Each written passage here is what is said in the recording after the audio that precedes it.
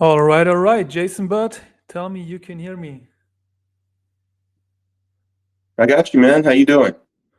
I'm doing great, man. I'm actually let's welcome everybody to Mint Map Spaces today. It's great to be here again on Friday, and I'm very happy actually because I mean you may have noticed that Bitcoin reached another milestone, and it kind of plummeted right after going to 100K down to I think it was even 92 for a second, and it's back up like since like I don't know for like 30 minutes or so.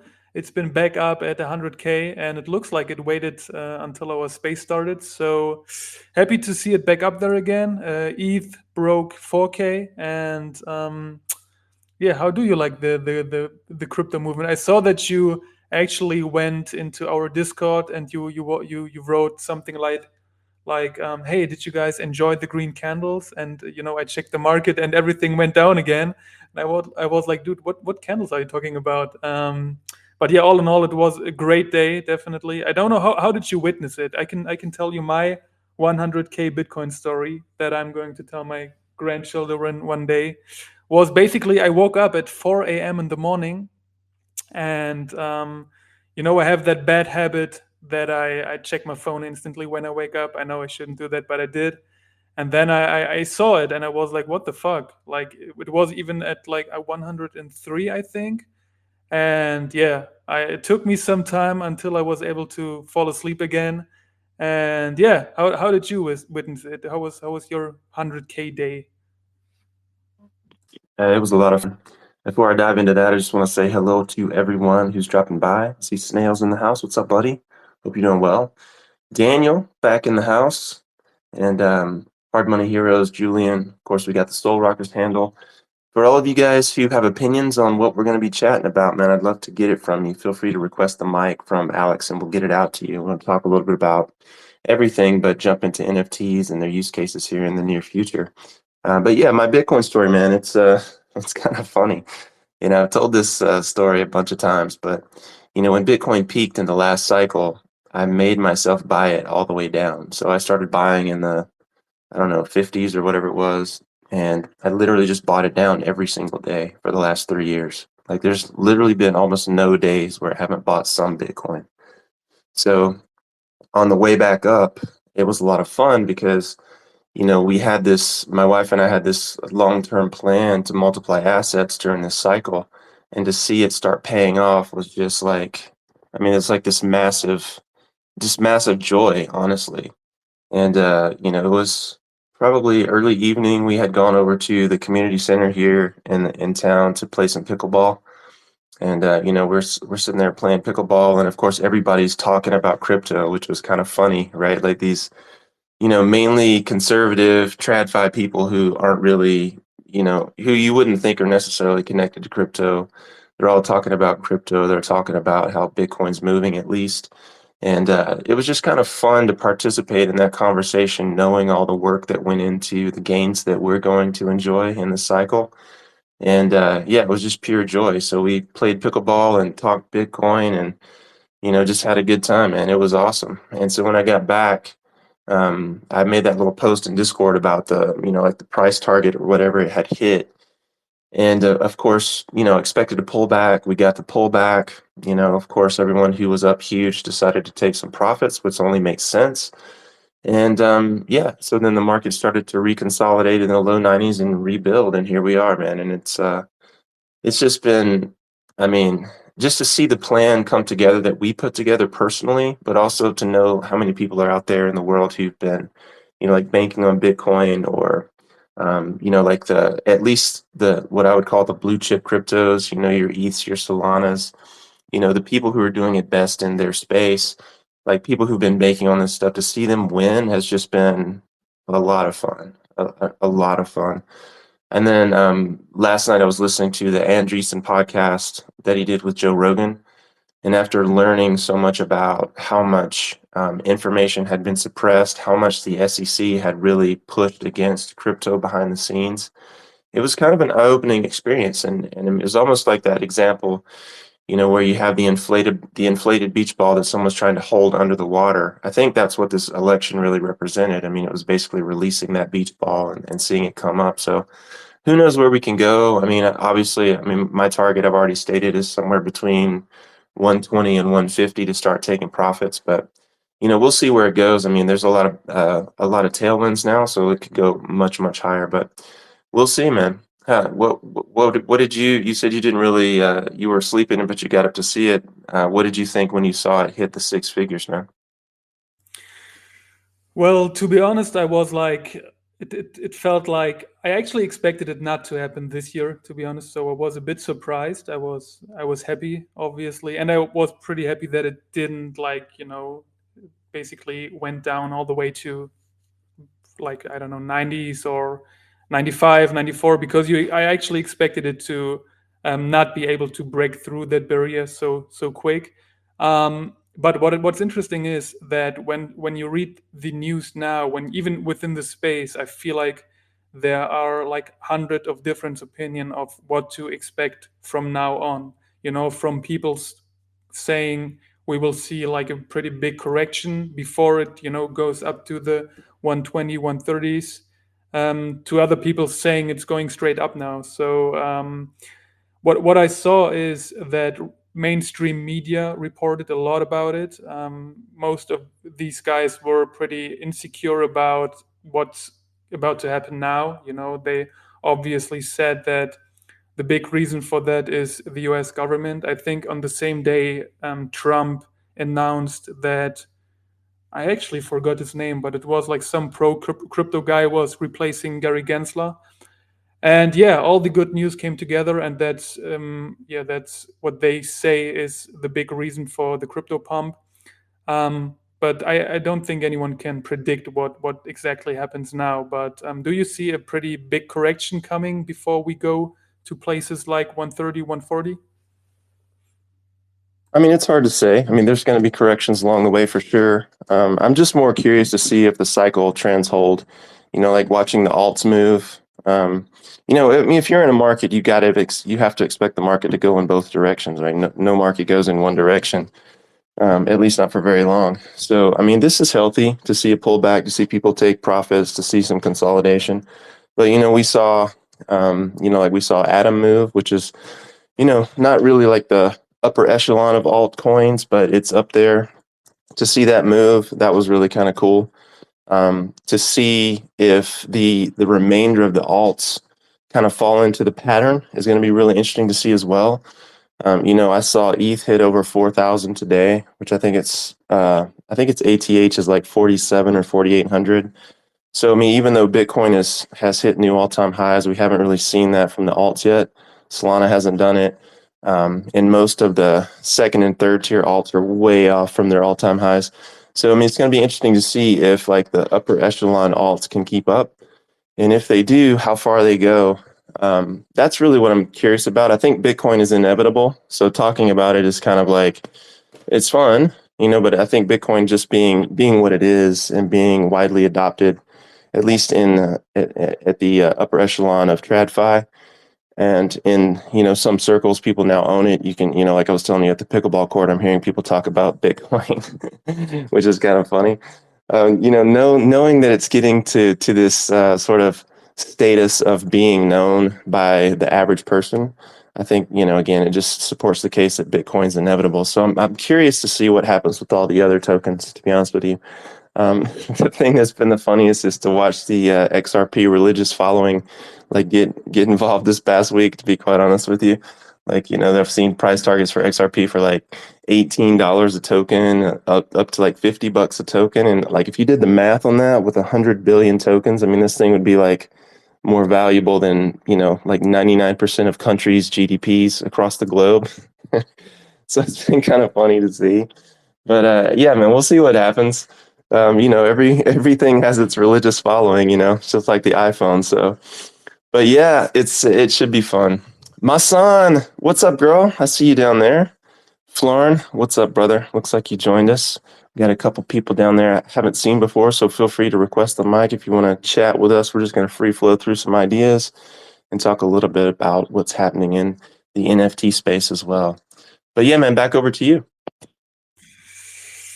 Yeah, I totally agree with what you said, and I feel like we are currently in a state of of price action and everything where almost everyone is actually happy because we've seen altcoins going up, especially the so-called dinosaurs, the ones who have been around for years already, um, and have gone down almost 90%. Recently went up a lot. I mean, you mentioned XRP, and we got Solana obviously, who did pretty good over the last year. We got like Cardano and yeah, all these top 50 to top 100 coins. And it's crazy. And yeah, I'm definitely curious to see what's happening in the near future. I think we got Florin who wants the mic. I'll just approve you, buddy. Um, yeah, Flan, do you have a take to the whole crypto space? Oh, hey, yeah, the entire crypto space, like what's going on right now. I mean, I have a take on that. I,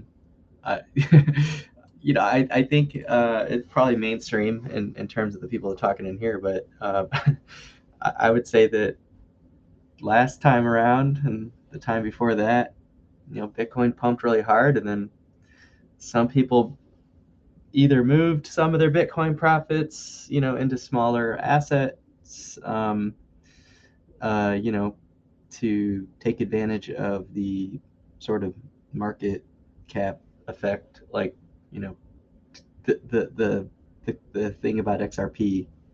I think is a good one. Or like when people talk about Dogecoin, for example, Dogecoin going to $10 would infer that I believe Dogecoin would be like what like a $6 trillion market cap or something crazy like that. Which in this cycle is just not realistic. While the inflation of the U.S. dollar has been relatively steady, or like kind of the dollar continues to lose purchasing power over time incrementally. It would take a complete collapse in the value of the dollar for a six. Okay, so let's just do the real math here. So $64 billion Dogecoin. If you go to $4, that's 10x that, so 600 billion. Um, and then so a $600 billion Dogecoin market cap seems relatively unrealistic. Maybe in this cycle, maybe it's possible. That would be pretty extreme, I think, because Dogecoin's, but who knows? But yeah, I think there's two things at play here. There's a unit bias of Bitcoin, so people coming into crypto from the sidelines or being introduced for the first time, they see $100,000 asset and they say, I can't afford $100,000 asset, so I'm going to go buy something that's cheaper. And they look, they go on Coinbase and they see XRP, and it's only $2. And so they're like, oh, maybe I'll buy some of that. Um, and then, it goes up a little bit. Like if I was to describe my story a couple cycles ago, I sort of did that. I didn't really know what the hell XRP was, but I bought some and it went up like 100%. So I sold it. And then I had these stable coins and I was like, okay, what else is going to go up 100%? And then I kind of went down the YouTube rabbit hole, and you got all the people shilling all these kind of smaller coins. And over the course of the bull market, I think a lot of retail investors will follow that same kind of trend this time around, especially if they have some the one thing that I think that might disrupt that, or change that flow of funds, is that last time around there was COVID, and a lot of people had a ton of free time, and they also had at least in the U.S., which is the largest economy on earth. So I think it's relevant to this discussion. A lot of people had, they got those like COVID checks. They got the first one at the end of the Trump presidency, and then they got the second one at the beginning of, the Biden presidency. And, you know, people were going out less. So they had, a lot of people just didn't have anything to do with that money. So they put it into crypto, or they bought meme stocks, or whatever. Like they bought, kind of speculative assets. I don't know if the risk on appetite is going to be quite the same as it was at the end of 2020, just because of the sort of free cash that was coming out of the woodwork, raining down upon people. But that said, a lot of people have been sidelined for a long time, and maybe they have $100 or $200 or $1,000 sitting there, and there's going to be institutional investors that are sitting on enormous amounts of cash reserves, even in this I would call risk on environment. So I think that with crypto and valuations, like it doesn't really have to make sense, especially during a bull market and when people are feeling rich. I mean, feels are more important than reals when it comes to these sort of speculative markets. So there's very, very much a chance that we're going to see the same kind of stories unfold for some of these smaller market cap projects. I mean, I personally, I've got my eyes set on, a couple, I think, underlooked projects, especially in the Cosmos network. I mean, I think that the number one incorrectly valued crypto right now that I'm just like aware of that's on my radar is stars. And I'm incredibly biased about that just because that's like my favorite NFT platform, and I've deployed collections on it. And I hold stars, and but I really think that there's going to be people that want to do NFT stuff, that get introduced to the actual blockchain side of things, and they may, end up on Ethereum and realize that it's basically impossible to do stuff on Ethereum due to the cost, and then they may end up on Solana and be exposed to the just sheer, almost unfathomable amount of scamming that happens on Solana. So Solana is like an amazing piece of tech, and the monolithic blockchain with super low fees and extremely fast transactions comes with it a lot of the baggage that you see, like the infinite amount of scams on NFTs and fungible tokens.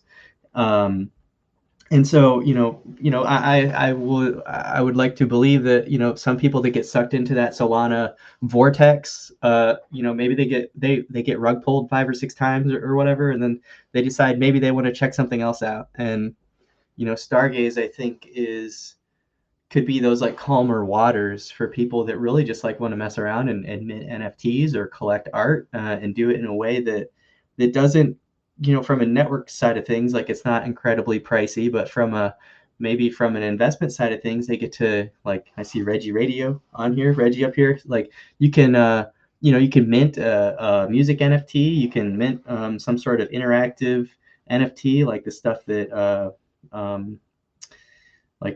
that Headmaster Bernie is doing.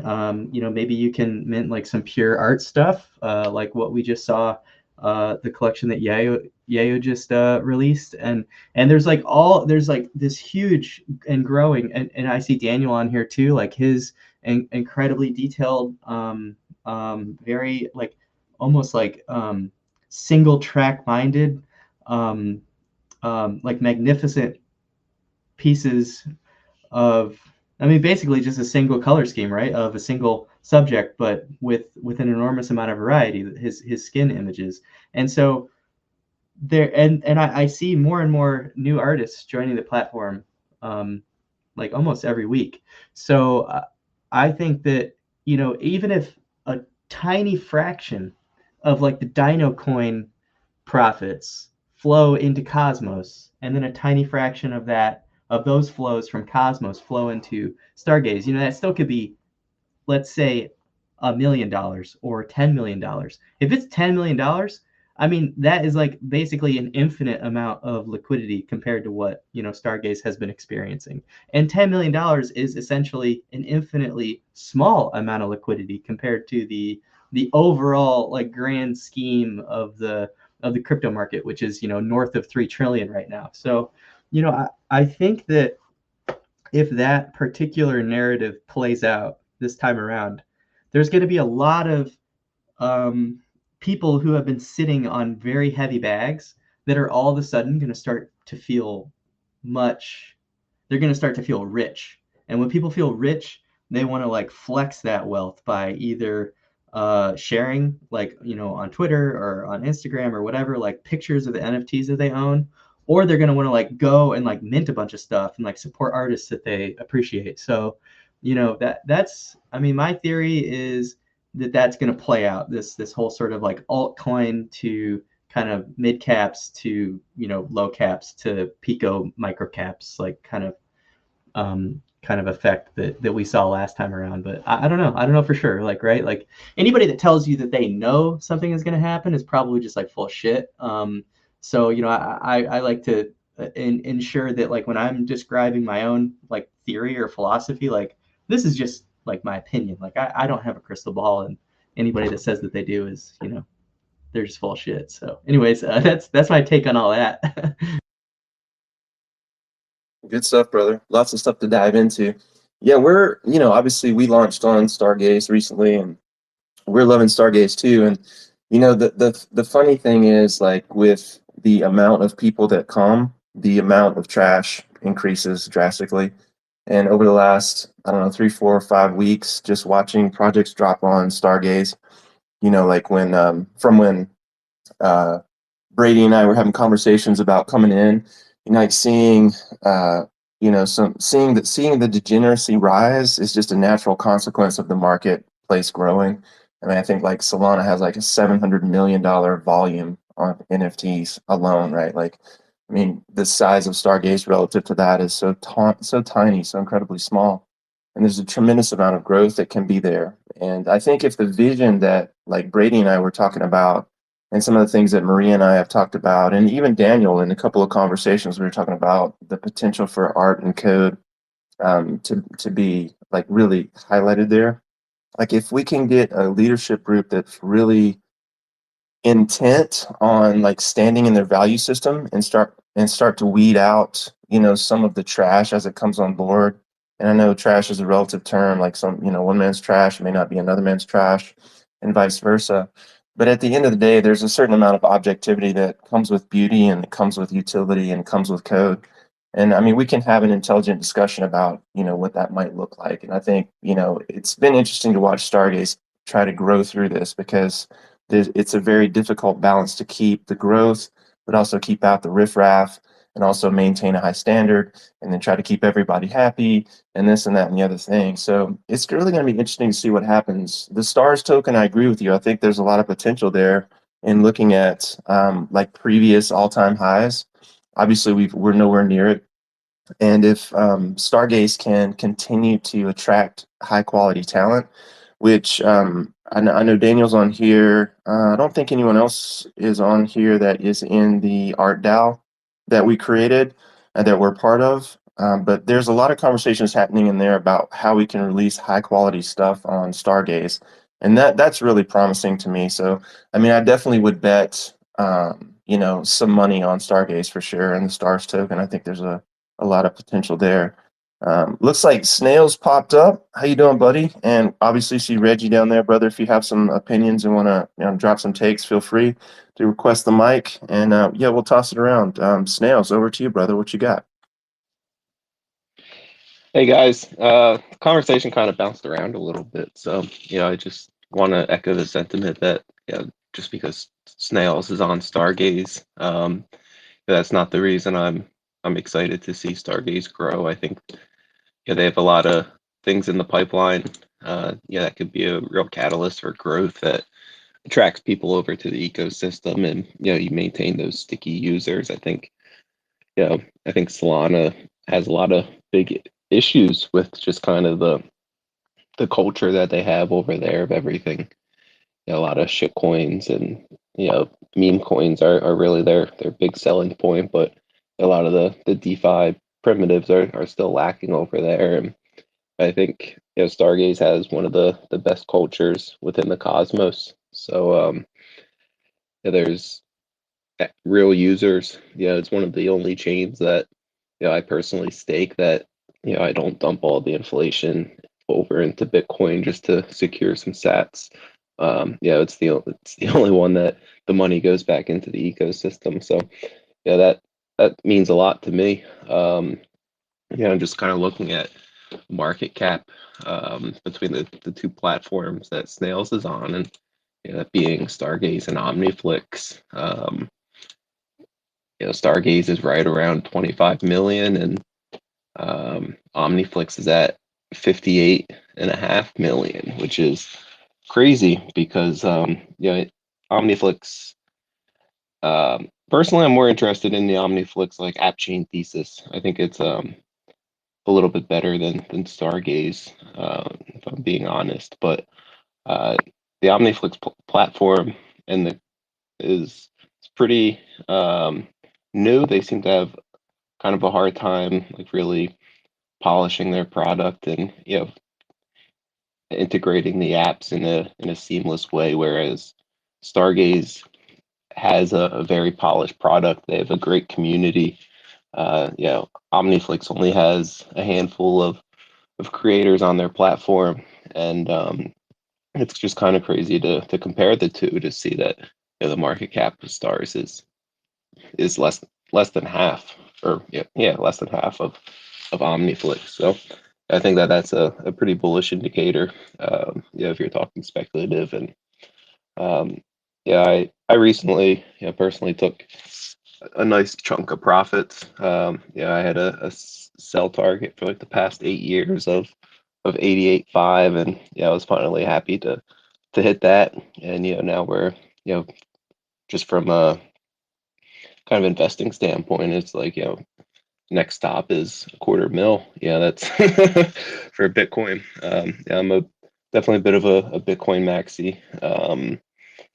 Bitcoin, Ethereum, and Monero are my three largest holds, and I only really buy altcoins with Bitcoin, and and that kind of forces me to pull out my initials because I like have I track my portfolio in Bitcoin value.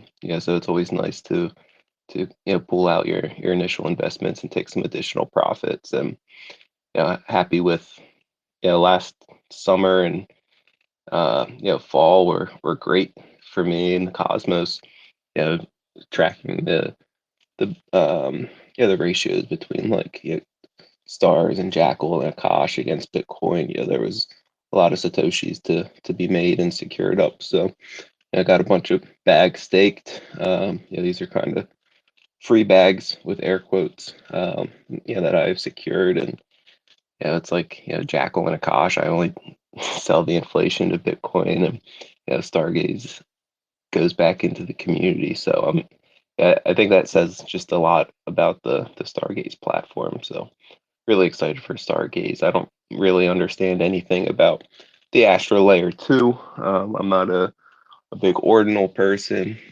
When people start talking about like native yields and stuff, I kind of just roll my eyes. So a lot of the marketing and advertising around Astra personally has missed, but I have full faith in Shane and the OmniFlix guys that they'll there's actually a purpose for it, and hoping to see where Stargaze grows over the next few years. It's definitely going to be around for a while, mainly just because of the core community. We have some we you can use Maria as an example. She went over to the Polygon and had a lot of success there, and it was great to see her start off her journey on Stargaze, taking a lot of risks, and to come back and be supportive of Stargaze says a lot.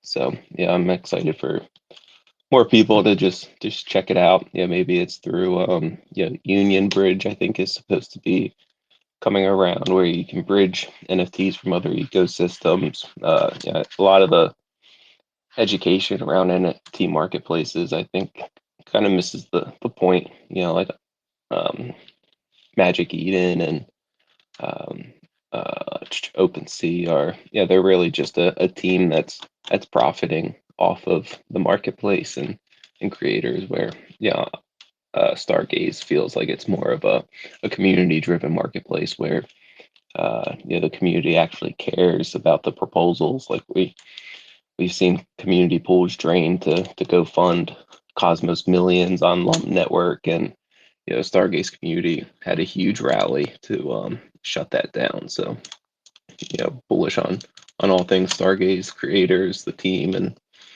the things to come. So I guess a little touch on the markets.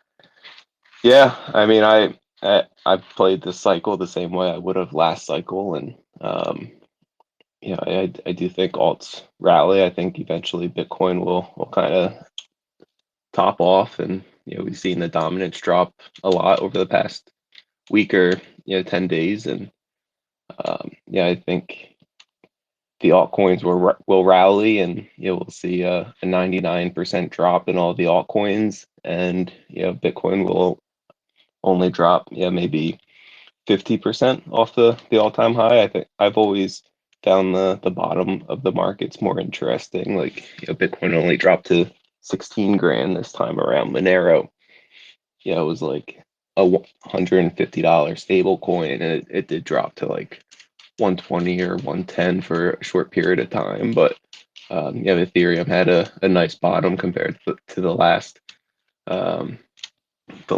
of the previous bear. So I think we'll see. Yeah, definitely Stargaze. I think we'll have a pretty solid floor once the markets collapse again. I think it's kind of inevitable that we'll see these massive corrections like we did last time. So that's it. Nice talking to you, Archer.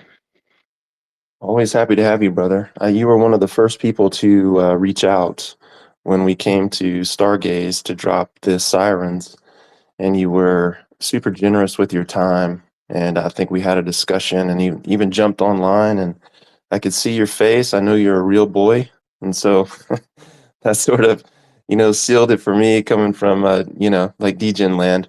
We've had a lot of experience with that. Obviously, our primary collection is on Solana. And so, seeing a real person doing, having a conversation with a real person was absolutely something I was more than welcome to see. Looks like we've got Tangled joining us. We've got CQ from over in Europe. How you doing, brother? Hope you're doing well. Both you and Florin touched on. I think Stargaze has a fantastic future if it can remain purpose built, meaning it doesn't get its tentacles involved into 15 different things, as long as it's focused on like the initial vision, which was to do high quality, specifically artwork, was how it was pitched to me. And I think that purpose built sort of tech can actually draw in more and more and more creators over time, because you're basically identifying what the chain is specifically for, and anyone in that specific mindset can then come, and people who enjoy being in that environment can then know where they should be. I think this has probably been one of the largest challenges on the bigger chain. Solana, on the other hand, gets this reputation for being like NFT, or I guess now, like you said, most recently, meme coin degeneracy. But really, Solana has more case uses than anything, business use cases than anything, and it's being adopted widely as a payment system. So the tech there is really, really interesting. There's going to be a lot of awesome things coming down the pike, from like multimedia NFTs. And I know Reggie and I talked about doing some music licensing way back in the day. I don't think we ever connected. But I have a friend of mine who's in that space and actually licenses to film and television. We've had discussion after discussion around how this should work. And I think Stargaze can actually tap into all these creative spaces and really like get a foothold, get a solid foothold there. And if they can maintain and, like I said, hold the line around that vision, then all the right people can be drawn in, and it'll be a really, really interesting, I think, scenario. So I'm bullish on that. And as long as the leadership holds to that, I'll continue to buy stars, and we'll continue to drop on Stargaze. And so I'm really curious to see how it plays out. But in terms of like all the layer twos and alts, I mean, I think, like Florin was saying, no one has a crystal ball and none of us can predict the future. But there are paths that are pretty well lit, at least in terms of markets and how they work. And one of those paths that's really well lit with pretty bright red lines is the fact that as a market matures, everything consolidates around quality. And so this is why every time we're posting about Goodfellas or artwork or what have you, we're really pushing the quality terminology, because that's who we want in the community and that's who we want to draw in. And as long as we can adhere to that and continue to grow that, then the community that we are building will continue to coalesce around that regardless of the chain that we're on. So in terms of like L2s, in terms of like Bitcoin L2s, when you see Bitcoin releasing like runes, for example, and then ordinals, which was super, super exciting, you saw like Bitcoin people kind of split into two camps. You had the one camp that was like, well, Bitcoin is just a chain for value. We don't need all this crap riding on top of it. And then you had another camp that was like, oh, cool, we can do all this stuff on Bitcoin now. And then that sort of invalidated L2 use cases on other chains so long as you could move quickly. And you saw this kind of with Ethereum as well. Ethereum went from proof of work to proof of stake, which basically invalidated every single L2 they had because now all of a sudden their costs came way down. And their token supply shifted and the speed at which they could transact sped up. So like all of these things happen and you start to see, the direction that these particular chains and teams are moving. And then you can kind of see, all right, well, what is the use case really going to be for Ethereum? What is the use case really going to be for Bitcoin? I mean, you've got companies like MicroStrategy who've developed an entire department around what they're calling Bitcoin Orange, which is specifically meant to create Web3 IDs, secure email and communications and transactions on top of Bitcoin. So, with that said, now that you guys are up here, sharing some of your thoughts, I'm curious if anyone has any thoughts on the utility of these tertiary and secondary chains now that Bitcoin has sort of awakened to this little L2 vision that so many people have sort of gravitated to in the last year or so. I'll take a quick stab at it. Yeah, every once in a while you'll see some comments on Twitter, about how great the Cosmos tech is, but how shitty of a culturally we kind of are over here. And yeah, I think the beauty of Cosmos will ultimately be IBC. If Cosmos as an ecosystem dies, I think IBC lives on, and I think eventually we'll see IBC adopted by Ethereum, and I think that the DYDX route that they took to launch a layer one makes a whole lot of sense.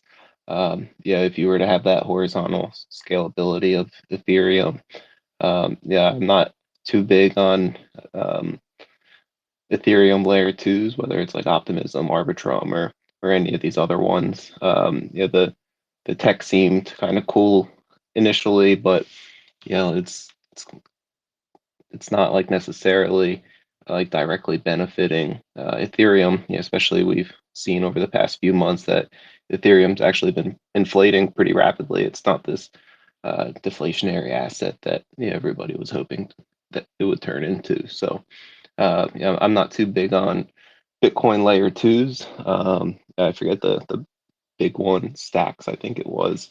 Um, yeah, Ethereum is kind of, in my opinion, like Ethereum is kind of the layer two of Bitcoin. I think we'll see more focus on people utilizing Bitcoin in lending protocols, and we'll see more focus on Bitcoin adoption for currency. So like I'm excited for collections to launch in Bitcoin. It's the largest market cap, obviously, but it also in the bear market it goes down the least amount. It's some of the bridging solutions are getting better. So I think it's really um, just a matter of time until everybody's kind of forced to adopt Bitcoin. And I sit over here scratching my head as someone who's not a developer, just kind of wondering like why this hasn't been going on the whole time.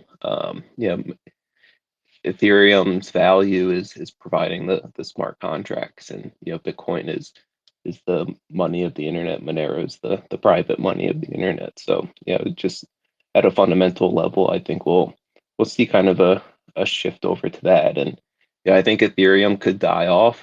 I'm not saying it will. I don't necessarily think it will, but if there is a better solution to Ethereum, I think we'll eventually adopt it.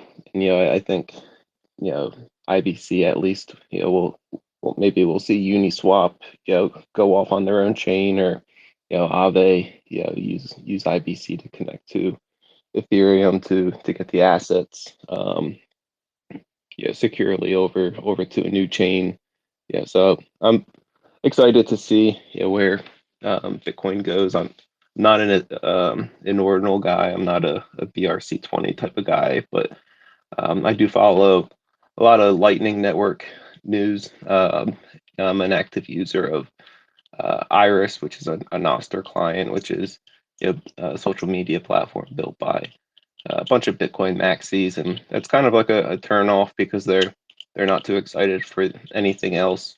But compared to like Farcaster, it's I'm kind of disappointed in the industry that to see them kind of getting more traction than Nostr, because Nostr is more of like the Bitcoin of social media, whereas Farcaster's like the Juno. It's the new thing in town that everybody wants to try to get a piece of, but Nostr is just a fundamentally more robust and secure platform that it would be harder to take offline, than Farcaster. So they're the only ones kind of pushing the Lightning Network adoption. But I think we'll eventually just see these two-way bridges improve and become more robust, where people will just be accepting Bitcoin as payments on whatever network you're on. So that's kind of my take. Yeah, man. I couldn't agree with you more. I think Ethereum is facing a lot of headwinds in terms of future growth. And I honestly believe that Solana overtakes Ethereum in the near future.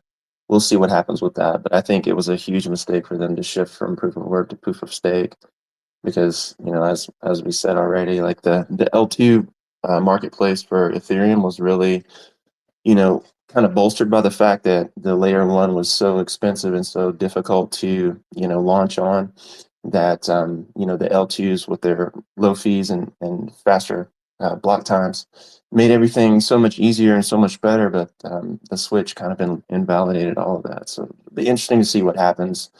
I think Ethereum has a long way to run yet, just because it's one of the first movers.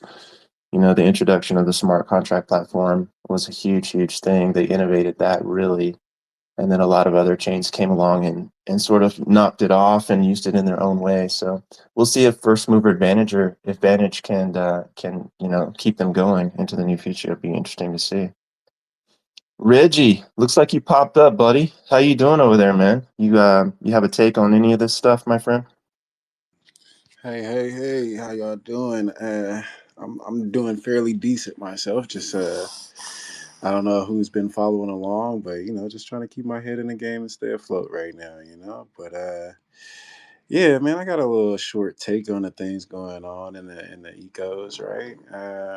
Definitely, as far as Ethereum goes, I've never been a fan of Ethereum just because of the gas fees, right? And I haven't even, after the first like few experiences I've had with the gas fees over there and having to double click on stuff and be charged twice in gas fees to trade stuff, I was like, you know what? Nah, bro, I'm leaving it alone. And then so I've never been back. I don't know if that's changed, but unless there's like a grand announcement where the fees are like they're getting that under control, then I won't be back personally. Um, as far as Solano goes, yeah, Solano has a lot of behind the scenes positivity going. Like, okay, the use case with the phone. I don't know how many people see that they got a phone they're working on. That seems to be pretty dope. They got some cool stuff about them, and their speed is great. I can't say that I like their UI, their interface with the Phantom wallet. I use the Phantom wallet. I don't really know too many other wallets. I haven't explored the other wallets for Sol. I do know, as far as the culture of Sol, the jittery that goes on over there. Sol is the true casino of crypto, in my eyes, right? So Solano is the true casino of crypto. You go over there if you want to gamble. You don't go over there if you want to like smart invest. That's just me. That's just me. And you know, this is my opinion, not financial advice for anybody. Maybe you're a better DGen than I am, and maybe you can call out stuff better than I can. But as far as trying to gamble with the memes over there, I get wrecked way more than I ever get any gains, right? So yeah, that kind of stirred me a little bit away from the soul ecosystem, right? I still may put like $10 over there. I use that as my equivalent as like the sports betting. My brother is into sports betting. He comes to me and he's like, "Yo, you should get on this team," and I'm like, "Yo, you should get on this Solano meme coin because it's the same shit to me." Um, yeah, man. I've tampered or I've dabbled in ADA. The ADA ecosystem over there is a quiet ecosystem. Like it's it's it's not a fan favorite on the major scale, right? But they got some good things over there in the world of ADA, right? Um, I kind of steered away because I got attracted to ADA because of NFTs, but I steered away because I didn't know how to create my own NFTs over there. It was the language of it for a creator is just difficult to understand, right? Um, then I found Stargaze.zone, and it's the easiest for a creator to upload or create a collection. It's been the easiest for me. I've created two so far, and I plan on doing many more, many more. Um, Atom and the whole Atom ecosystem has been like the most successful educated investments that I've placed. Like I can actually look at a chart, read a chart, go in and look at the details behind like, okay, what do they got going on? What's the community?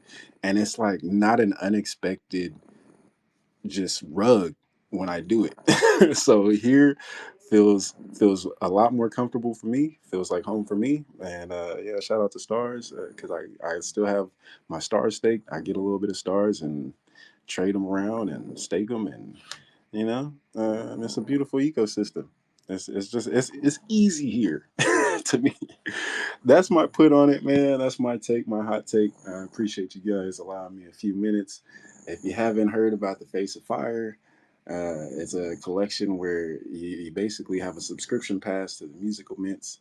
And hey, check it out. Tap in with me. I don't want to use this moment as a shield. It's not really sounding like a shield space.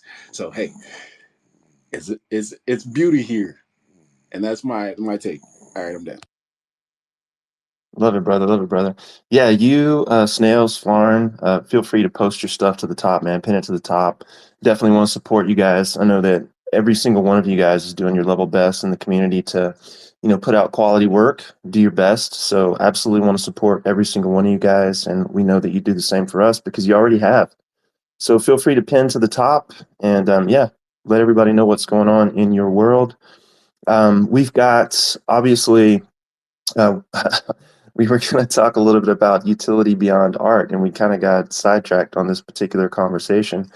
But maybe as we approach the top of the hour, we can dive into this just a little bit more, get a couple opinions from different speakers. But in terms of like utility, there's always this question when projects pop up about, what do you get when you actually buy an NFT? What are you buying? What's the team planning to do?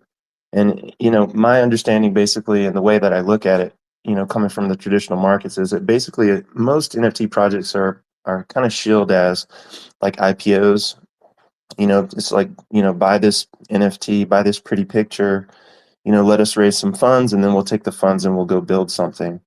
And, that of course touches on this aspect that, you can necessarily have something that is of value outside of the artwork itself, which of course is completely possible. And the conversation really, I think, as we go forward, and we talk a little bit about market consolidation, which is one of those, bright paths that's pretty well lit. As everything continues to mature and we consolidate around quality, what are people going to consolidate around? Is it going to be beautiful art? Is it going to be purpose? Is it going to be some form of tech or utility? What are you guys seeing in the world? I'm just curious to know if we can open up this topic, if anyone has a take on like really, when you're purchasing an NFT, and I know everyone here is kind of early adopter, at least early adopter as we are today. Are you really looking for something outside of that? Or are you buying the beautiful piece of artwork? What are you buying when you buy an NFT? I'll open the floor. Go ahead, Reggie. So definitely look for different things, right? But okay, based upon price, right? Like if it's an expensive collection, then I am looking for something beyond the art in the expense. Like personally, I'm looking for either it provides some type of staking rewards, or the whitelist situation where you're getting whitelisted into other things for the free mints or whatever, discounted mints. Like I do look for those things.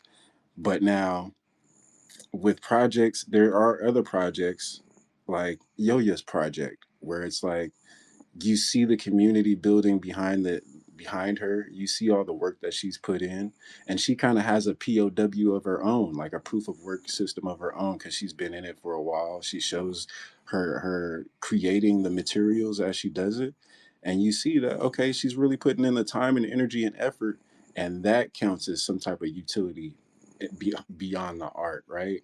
Because you can find some good art, and that good art could be created by AI. It could be AI generated art, right? And then it's like, okay, it's good art, but nobody even spent time on this. Like, so now I feel like if it was just generated by AI and that's all I'm getting, I feel like, yeah, you kind of got over on me. You kind of, and that's my feels on it. Yeah, so no AI rap songs, right? No AI rap songs. You may get an AI video. You may get the AI video, but my raps will not be AI generated. Never. I hear you, man. I hear you. Yeah, I agree, man. Like, when we're doing, we have a collection called the Artist Incubator, and Yoya is one of the artists that we have slated to do some work with. It was great to see her collection sell out. I would have liked to have seen it go for a much, much higher price. She dropped 2,500 pieces, and then like the same day, like, I think it was 10% immediately went to market, and then I looked the day later, and then 20% immediately went to market. So obviously, there's some serious degeneracy happening there. But the work is quite good, and it would have been nice to see it go for a little bit higher rate to see if we could get that collecting core down just a little bit more. But yeah, we're looking forward to doing some work with her. We've got another artist coming up from the East side of things. We bring in artists from all these different chains, and we have them do a piece for us that we then launch as a print. And Yo-Yo is on the list for after the first of the year, so we're looking forward to doing something with her for sure. It's going to be awesome. But yeah, open it up. Snails, Florin, Alex, do you guys have a take on utility outside of artwork and really the importance of that as we go forward into creating and consolidating around quality?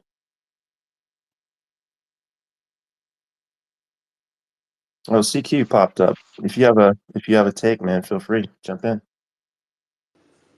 Hey guys, yeah, how you doing? Yeah. Quick thought. I was just kind of like casting my mind back to kind of the original communities that I joined when I got into like the NFT space in 21, I think it was. So I think one of the things for me was this kind of education, which is there was a collection on Polygon, and they were doing like weekly, and still do, but obviously bear market affects things, but or has affected things in the NFT space, but they were doing like weekly educational sessions. So it was, especially because I was kind of learning the ropes, that was so valuable. So it was like they'd have different speakers in the ecosystem. This is on Polygon, and just and then community kind of followed from that because they were a really good bunch of people. So yeah, for me, like education again, you kind of can't put a price on that, right? So and that could be like alpha, but just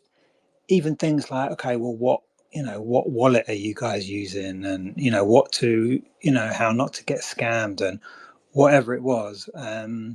So that's kind of I think more people adopted that, so that became less of a kind of selling point. But I still think, especially for new entrants and even existing people, it's, as we all know, it's so hard to keep on top of the market. It's crazy how much happen. I mean, it's impossible basically.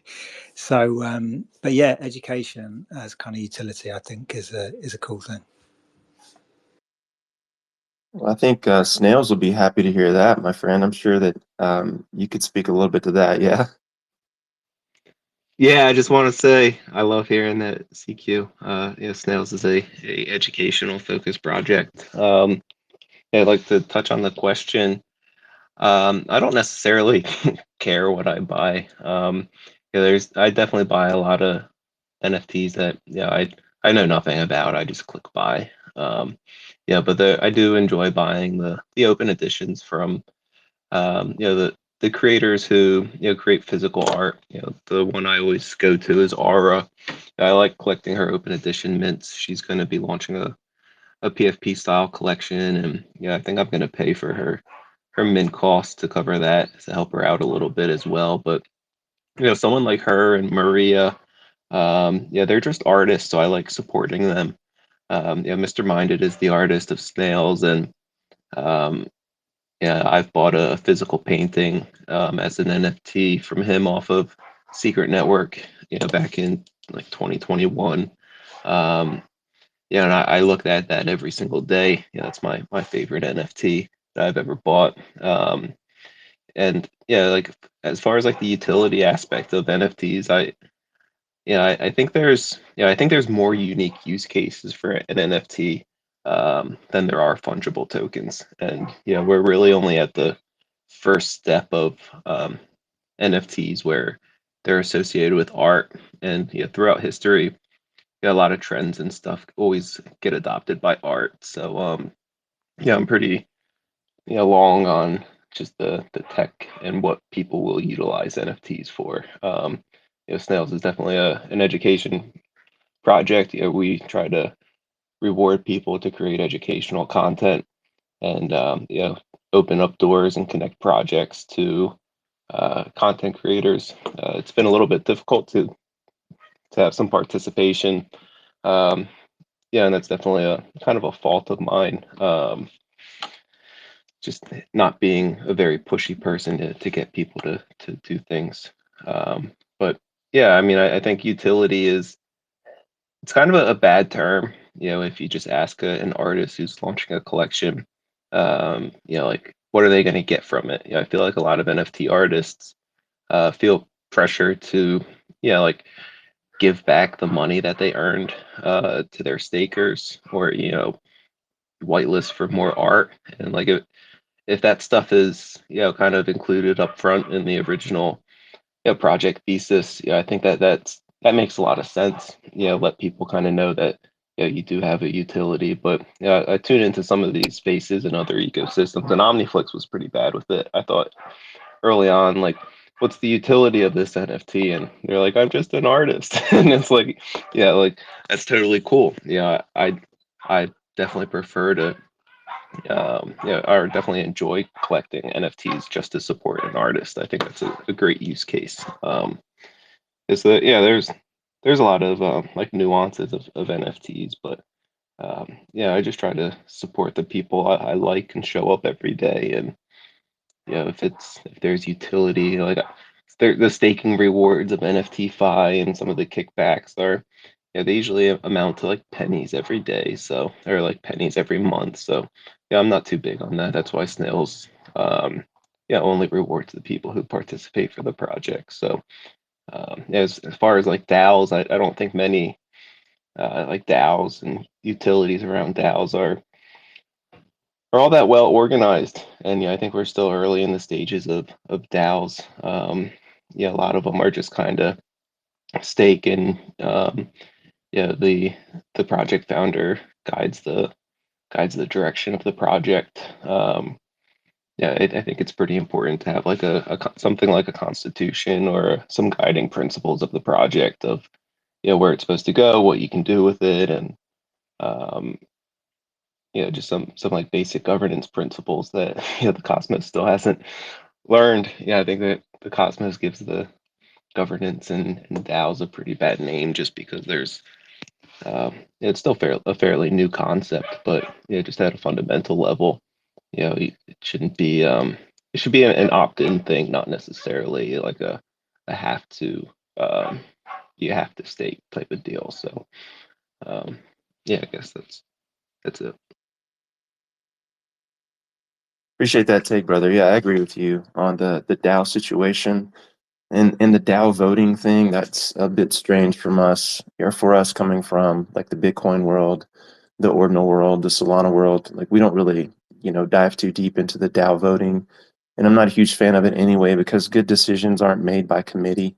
And I think a lot of things just get sidelined and sort of put on the back burner like when you have too many cooks in the kitchen. And that's one way of doing it. There's a lot of things you can vote about, but the direction of a project, I mean, if you've got a strong leader and a strong team, shouldn't be one of them. Maybe you have some ticky little things here and there, but for the most part, I'd rather see a strong leader leading a project in the right direction, someone I can, really support and get behind over all this, DAO governance and nonsense that we constantly see in Cosmos. That's a huge thing. I think a lot of people, at least coming from our world, see as a tremendous weakness in that particular space. Looks like we've got Atlas Dow joining us. What's up, brother? We've got Z Teller. Hope you're doing well. And we're talking a little bit about utility beyond art and does it make sense? And if you guys have any hot takes and want to share your opinions, feel free to request a mic and we'll toss it your way. Looks like Reggie's got a hand up. What's up, brother? Yo, we talking some good stuff on these voting, the governance, right?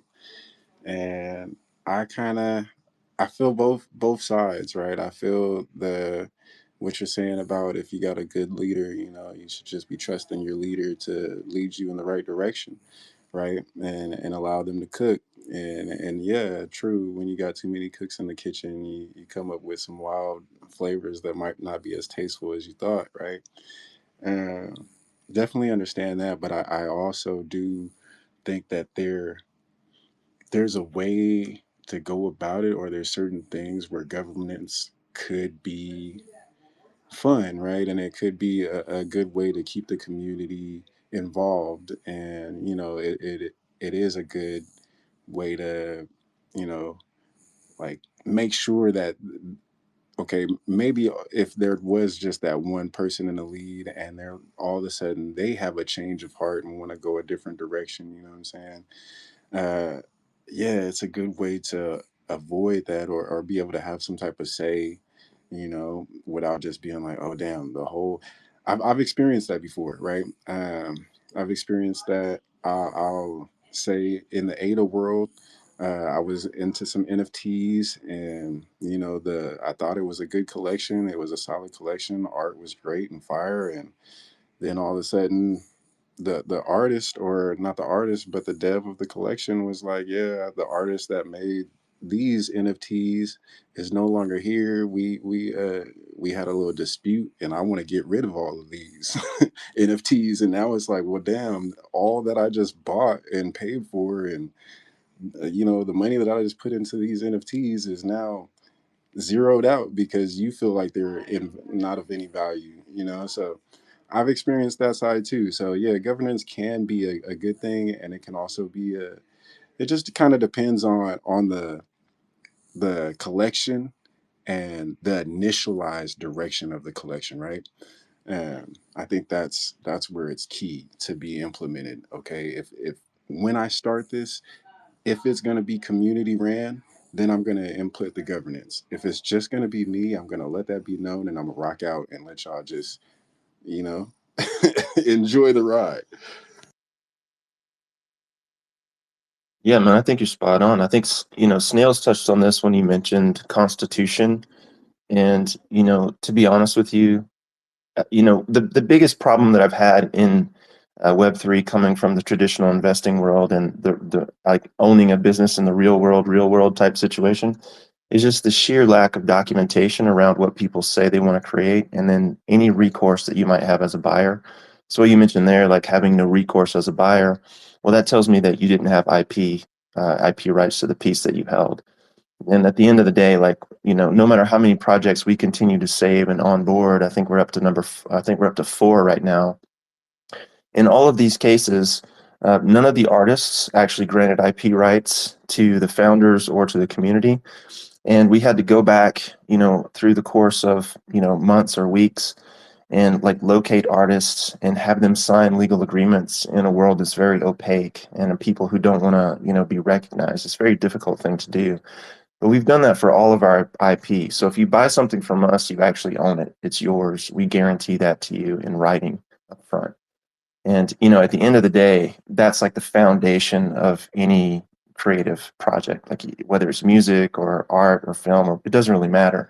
Anything you've created, code, like you have to have that foundation. And this permeates every aspect of the organization. So whether or not it's art, whether it's code, like in the case right now, we're having a developer. I signed a contract with a developer to finalize staking for us on our Solana platform. And he didn't want to give me a copy of the code. So I had to negotiate a deal with him to get a copy of the code so that we could actually own the contracts. And if anything ever went wrong, we could fix the contracts, right? Otherwise, I would be beholden to a dev who held the keys to those contracts, which makes zero sense, right? So like all of these projects who are, staking DAOs, depending on what chain you're on, like people forget that, like once you've given authority over your piece to a third party, if you don't have keys to that particular contract, you're fucked. And so, the big thing that we had to negotiate, and I went back and forth with this guy on, was, listen, I have to have a copy of the code and I have to own the code. That way I can audit it, that way I can correct it, that way I can modify it. And so I had to pay extra to get a copy of the code to the tune of like $700, right? Which I'm happy to do, because at the end of the day, that $700 is going to save me $7,000 worth of headaches at the end of the day. And these are the things that we're doing to build a foundation so that everything that we build can be solidified on IP rights, from code to art, all the way through to everything that we continue to build out. And this holds true on our Stargaze collection as well. If you're holding a siren, you hold the IP to that siren. And, at the end of the day, we want to reward those people who understand real business and how to make it function. So with DAO governance, like at the end of the day, I see DAO governance as being a useful tool if you're actually building an organization that has an actual operating agreement or constitution, if you want to use Snail's terminology. But outside of that, if that, it's going to be a real challenge for you to really do anything meaningful, especially if you're a weak leader, if you don't have a clear vision. It's just going to muddy the water. But at the end of the day, I would much rather follow someone who has a clear vision and support them in doing what they're doing, because they know all the information, as opposed to, someone who bought an NFT, doesn't know anything about NFTs, code, art, the ins and outs of how things work, having that person have a vote on a situation that they may not fully understand, right? It's like this whole idea of democracy, right? Democracy only works if you have an educated populace. And that's kind of the same thing in DAO governance, right? And so if we have people who are just buying NFTs for the sake of buying them, we really don't have an educated voter. We just have someone who owns something and has an opinion. It's a very, very different thing. But yeah, so what are y'all's takes on that? I'm curious to know if you feel like, at the end of the day, like that strong foundation outside of just owning the art really matters. I mean, to us, it's everything, but I'm curious if you guys feel the same way.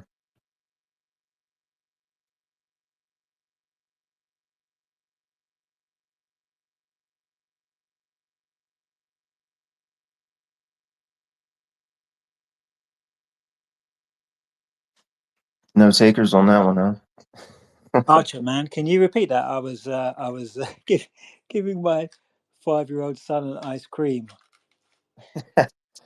No worries, brother. I'll take an ice cream while you're at it. Well, sure, Yeah. man. If you like strawberry cones, then you're in business, man. Oh, dude, yeah. I mean, ice cream is my weakness, brother. I'll take it anytime. Yeah, I mean, I'm just posing the question. Like, we're talking about the utility of NFTs outside, just owning the art. And, one of the things that Snails was talking about is, like DAO governance. Like, if you hold an NFT, like that's enough for you to have a voice and the direction of the project. And my argument would be, well, you need to be more educated than just holding an NFT.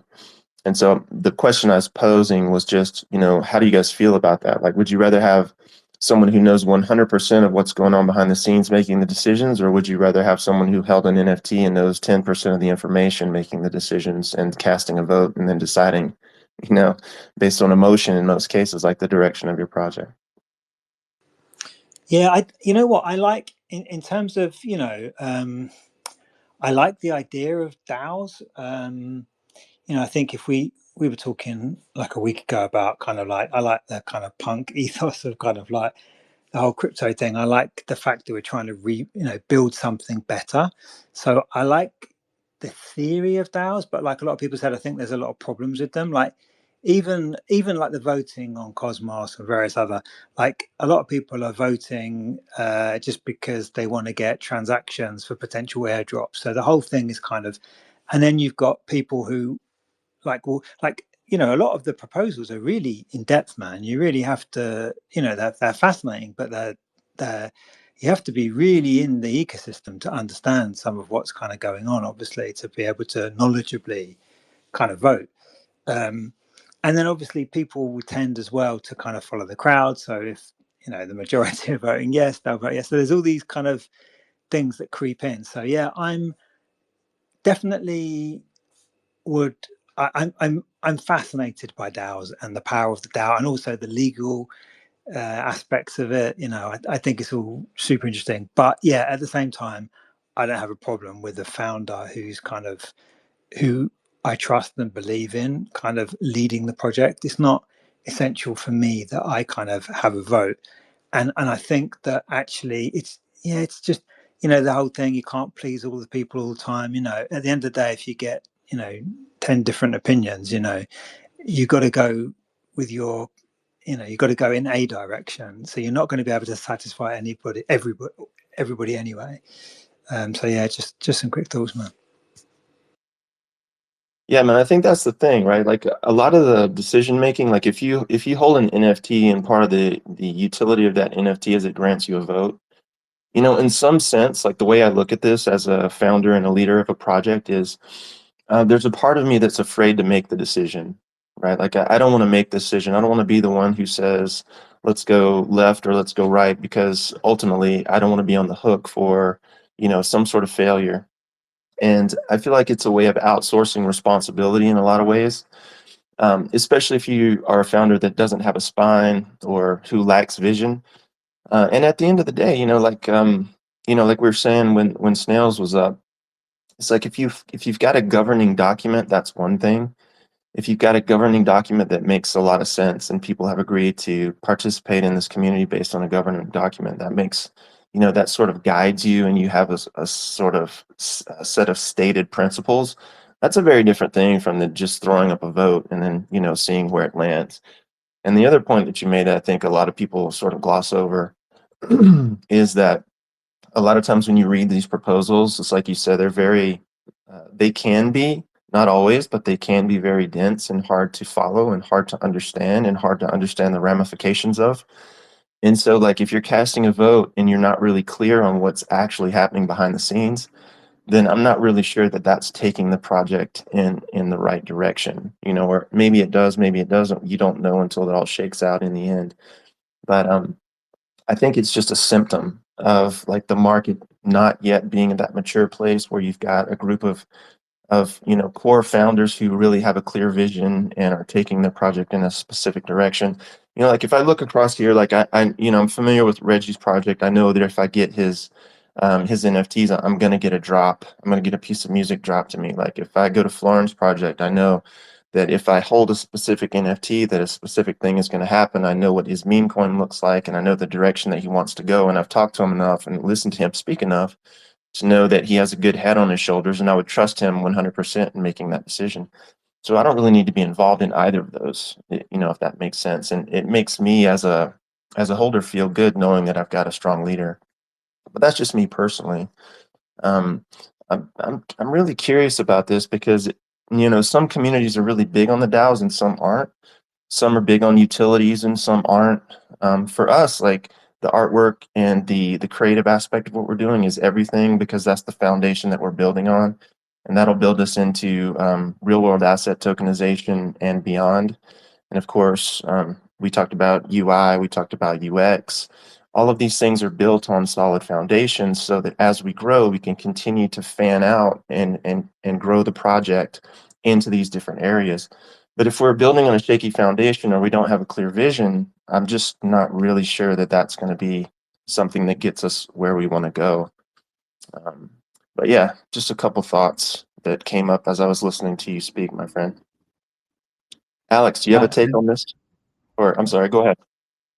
Well, I think I'd like to talk on that a little bit because one of the things that I think that is one of the most powerful aspects of blockchain technology is like the composability of all these like primitives, and then ability to sort of create something that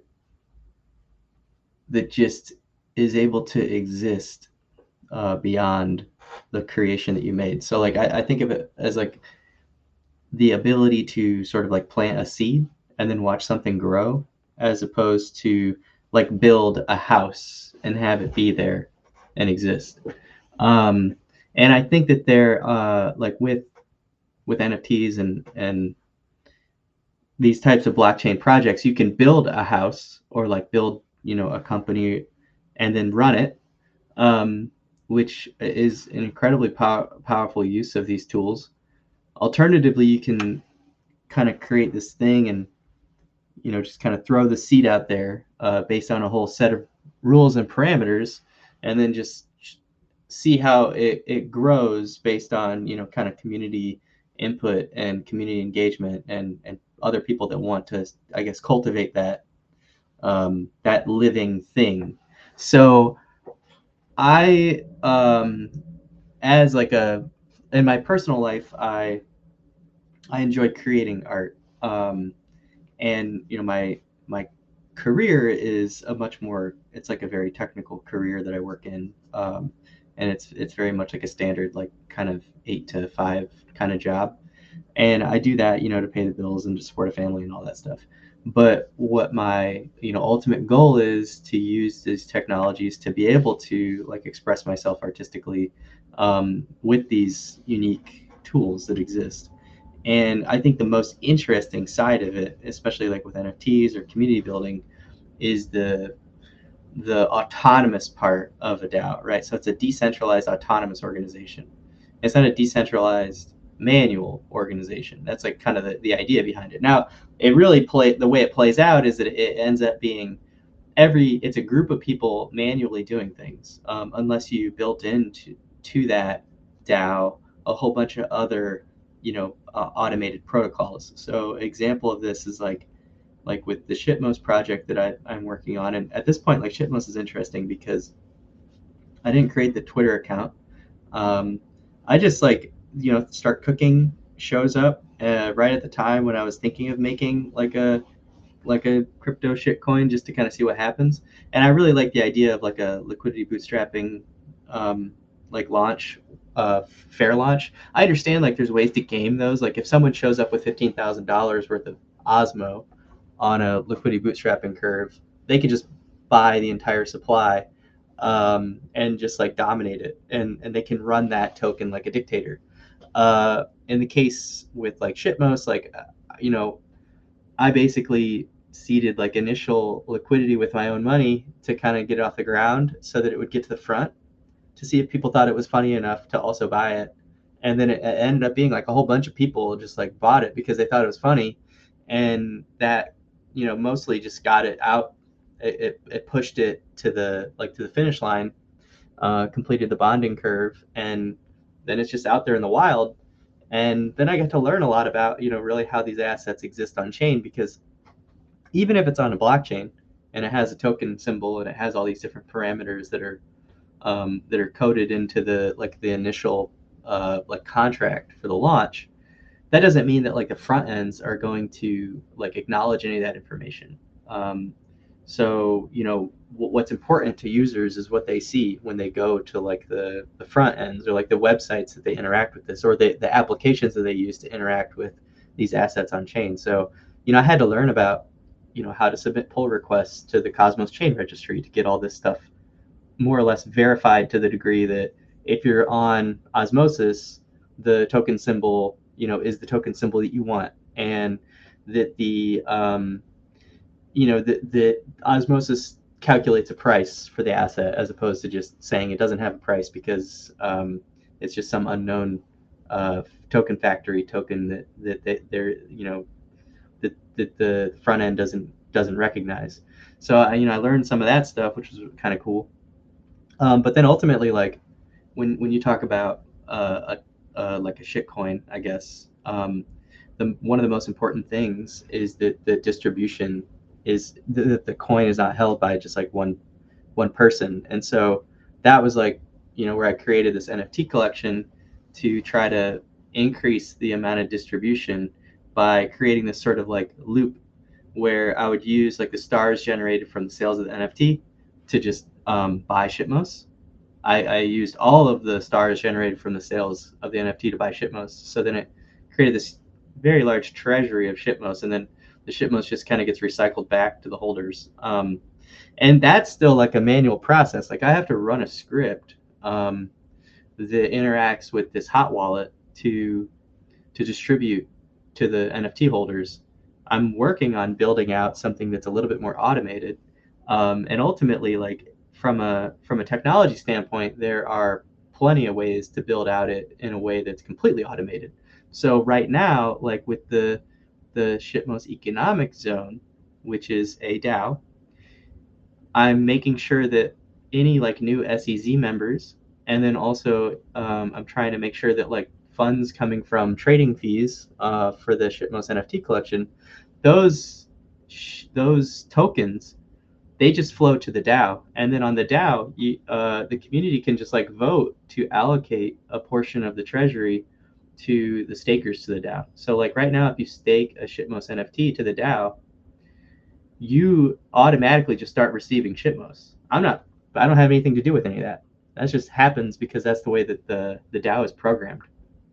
And in order to change the programming, the community has to submit a proposal and then also vote to pass it. So like let's say I wanted to, like as the creator, go in and say, no, I don't think that these like tokens should go to the NFT holders. I think that they should just stay in the treasury. Like I'd have to write up a proposal, and then people who are staking would have to vote on that to agree to that decision.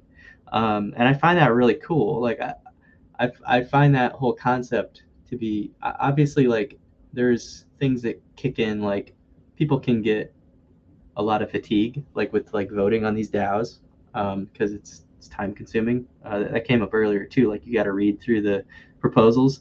But if it becomes more like a social media kind of thing, like the proposals that I'm putting up there, like I'm not getting into a ton of technical details. Like I explain, especially if there's like a code portion that's being pushed in a vote, I'll explain what it's doing. But I'm not gonna. I don't really like agonize over like exactly like what the implications might be. Instead, what I'm thinking is like, this is what I think would be a way to kind of enhance like the experience of the users. And sometimes that's just like more fun stuff. Like for example, I did like with the Shitmos Hub, I did a proposal that was simply, I had like a bunch of bad kids in my personal wallet, and I just did like a, vote on which bad kid to send to the Shitmos Hub to potentially receive, future airdrops for the hub. And so I sent one of my bad kids over there. If I wanted to claw that bad kid back, I would have to write up a proposal and say like, I want this thing back. And then all the people that stake their tokens would have to be like, yeah, that's cool, you can have it back. And I just kind of like love that idea, to be honest. Like it's just like a lot of fun. And who's to not say that like another example, and I'm kind of probably going too far here, like, but I do think it's like the approach that we're trying to take with like with liquidity pools owned by the Shitmos Hub is this whole like idea of alchemy, where if the hub owns these liquidity pools, well, first, like the hub has all these treasury funds. The big reason why I created the hub was because there was like 800,000 or 8% of the supply of Shitmos like locked in this this contract that was being more or less held hostage by the developers of Start Cooking, and they told me that they wouldn't release those funds because it would create like risk to the people that bought the tokens. Because like if they release them to me, for example, like now all of a sudden I more or less would become like a whale that could, crater the price, which I totally understood, and I actually respect that. So it was like we had to have a sufficiently decentralized enough hub in order for them to feel comfortable releasing, those tokens to the hub, because then who's in charge of those tokens? It's a collective group of people that own, that have staked, and voted with the majority of the tokens staked. And so once we had gotten to the point where I think there was like a couple hundred people staking, and it was over like 1 million of the supply. There's only 10 million tokens in the maximum supply, and there's no way to increase the maximum supply. So when you have over 1 million tokens, that's over 10% of the supply staked to this DAO. Right now, it's like 18% of the tokens, 1.8 or 1.7 million of the tokens are staked to the DAO. And so these people can vote to like, do what they want with the treasury. And recently, like we've been voting to pair some of that shitmos with other cryptos. And then that there's like, the trading fees, they just accrue to that pool. And we've been calling that alchemy because it's like turning shit into gold. Specifically like with Bitcoin, we have like a small Bitcoin pool, which the goal is to over time like increase that. And this is as long as osmosis exists, which my theory is that it's gonna survive the ups and downs of future bear and bull markets. So in that case, as long as osmosis exists, then this hub exists, and this treasury, which is community owned, will just like grow. And if someone wanted to come in and attack it, right, like do some sort of governance attack, they would actually have to acquire an enormous amount of shitmos, and it would cause the price of shitmos to skyrocket, and it would make it more and more difficult to perform a governance attack. And if anything, someone trying to governance attack, like I encourage someone to try that attack, because it would be phenomenal for the community. People would start seeing the price skyrocket. They'd see some new whale enter onto the scene, and then other people would want to kind of reap those rewards as well, because the hub holds 800,000 of those tokens in its treasury. So all of a sudden the treasury value is going to skyrocket as well. And that's the type of thing where all of a sudden now the treasury has 10 million or $100 million worth of shitmos in it. Like people are going to want to be able to decide on what to do with those coins. I would imagine, right? Like, and that was another thing that I worked really hard with DAO to ensure that they calculated a price on the DAO treasury page, because these tokens that aren't listed on CoinGecko on DAO had no price because they were just like using the CoinGecko API to calculate what the price was. And it's like, hey, like if it's trading on osmosis, like it technically has a price, because you can compare that, its ratio and its pools against assets that are trading on centralized exchanges like Bitcoin and whatnot. Like if we have a trading pair with Bitcoin, like technically like shitmos has a price that you can calculate, and they agreed, and then they actually updated the front end to display that. And then all of a sudden now that the treasury has tens of thousands of dollars worth of value in it, the vast majority of that is the shit coin that's in the treasury. But that's the thing, like I just get really fired up about this idea that like you can kind of like I was talking about earlier, like you can plant the seed, like, and it just like imbues value into it, and then like it's people's decision, like feels over reals, like especially in a bull market, like how people feel about something dictates how they behave, right? And then if their behavior includes involves more buying than selling, then the price goes up, and that's just kind of how things work.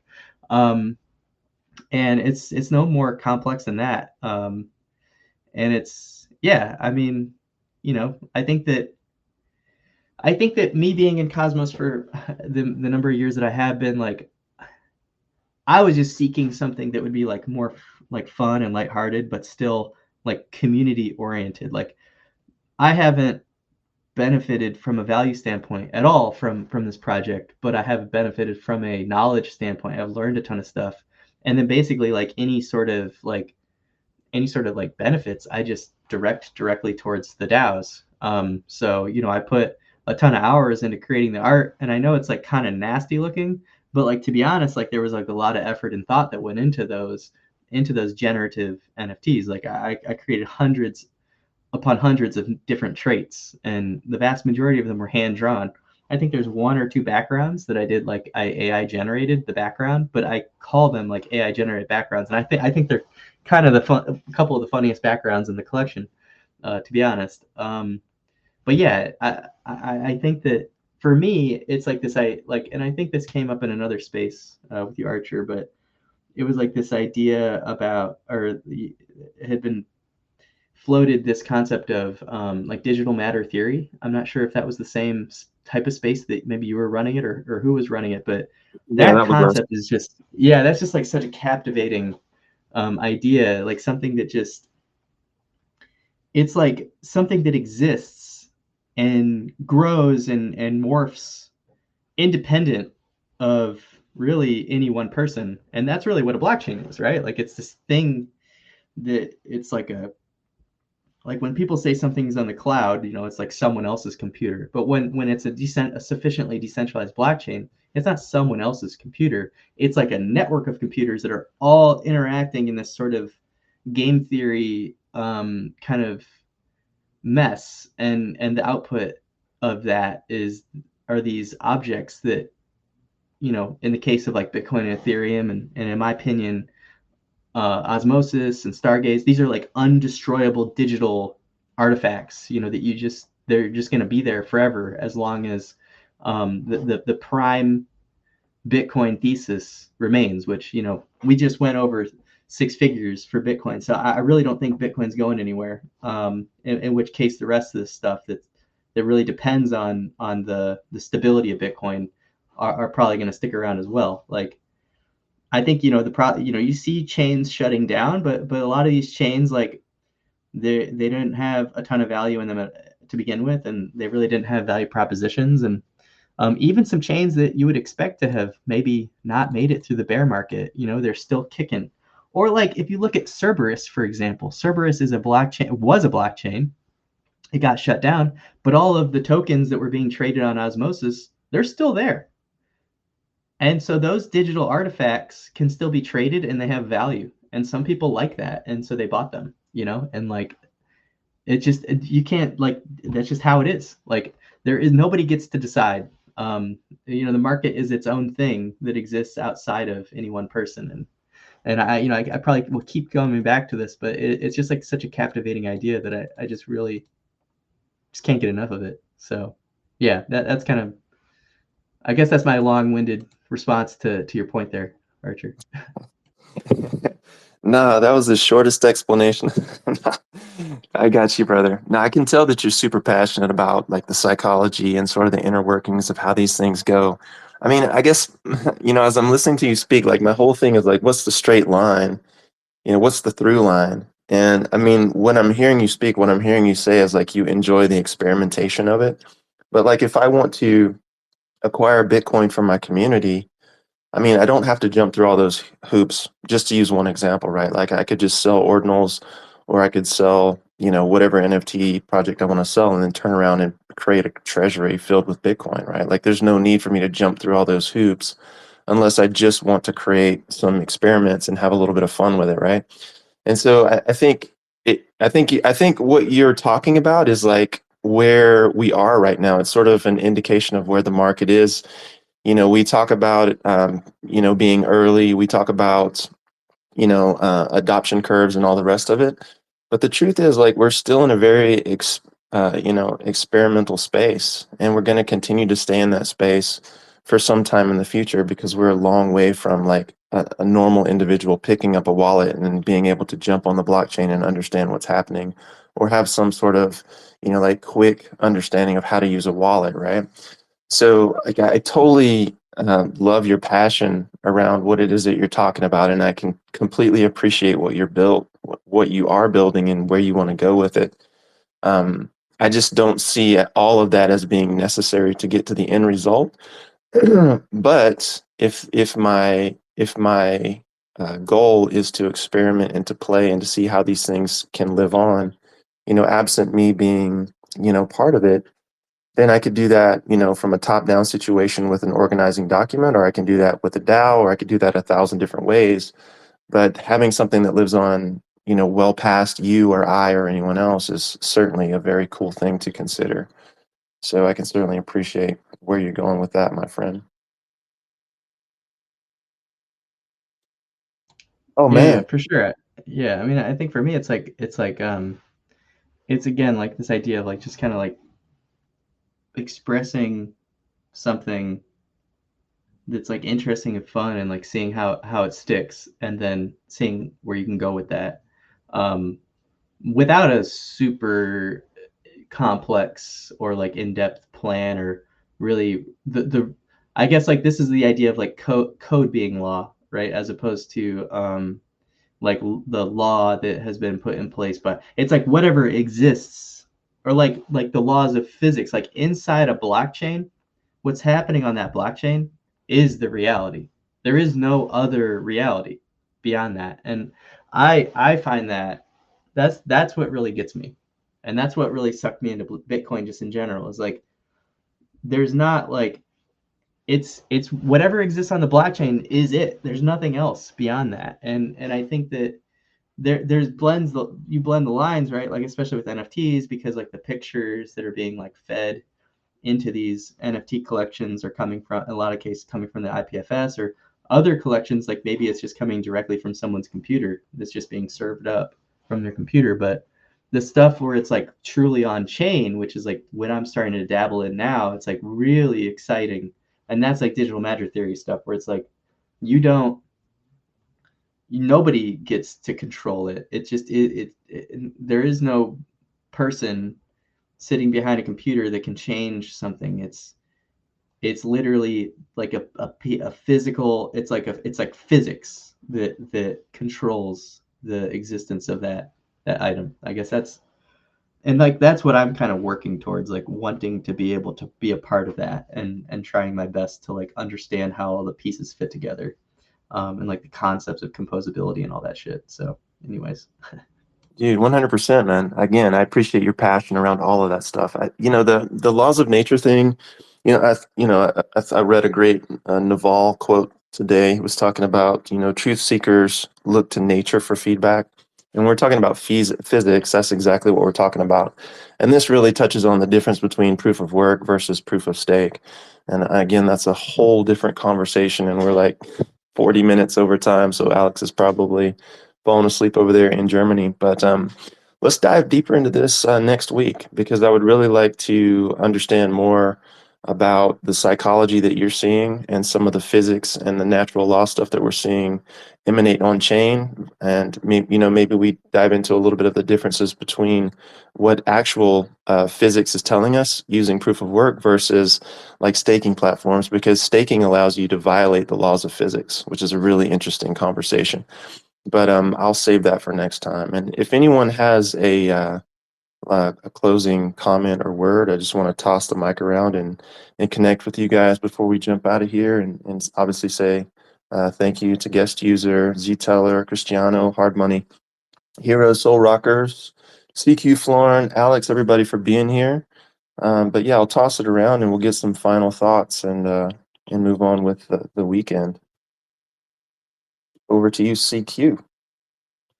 Yeah, no, just thank you for the education, man. I thought that was fascinating. So, yeah, it's just nice to hear people who are super passionate, about what they're doing, and kind of really thinking about, what this technology can do. I mean, look, listen, we're all kind of, also pretty hyped about, the bull market and making some money, but like I love hearing about this stuff, and I'm still really hopeful that you know blockchain technology can create something, like I say, something better. I don't know how else to put it, because without getting into a long one, but the current sort of the economic situation in so many countries, and the nature of money and all these things that we talk about a lot here, they really matter. Like so yeah, I'm just hopeful that amongst all the shit that happens as well, that the good stuff will prevail, and that and listening to guys like you, it kind of gives me heart that hopefully it will. So yeah, thanks. Absolutely, man. Absolutely. Florin is super passionate about what he's doing. We're finding a lot of this in the people that we're associating with.